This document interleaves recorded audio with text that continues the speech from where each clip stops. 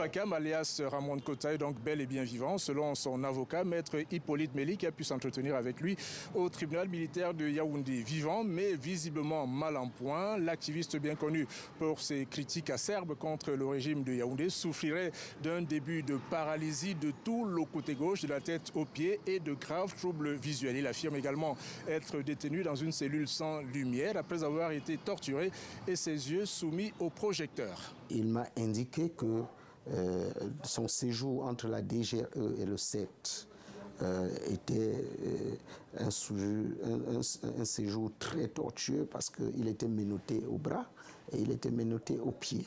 Et les agents de la DGRE dansaient sur les menottes à chaque instant.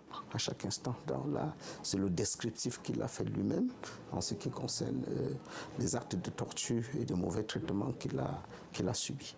Arrêté mi-juillet au Gabon où il vit depuis 10 ans, il avait été remis de force au service de sécurité camerounais sans que l'on sache où il était détenu et ce qui lui est reproché, bien connu pour ses critiques violentes sur les réseaux sociaux contre le régime en place à Yaoundé. Il serait poursuivi selon lui sous des chefs d'accusation allant de terrorisme au financement du terrorisme en passant par le trafic d'armes, l'insurrection, outrage au chef de l'État et aux membres du gouvernement. Des accusations extrêmement graves dont certaines sont passibles de la peine de mort. Human Rights Watch, dans un récent rapport, dénonce une violation systématique de la liberté d'expression ici au Cameroun à l'approche de l'élection présidentielle prévue en octobre 2025.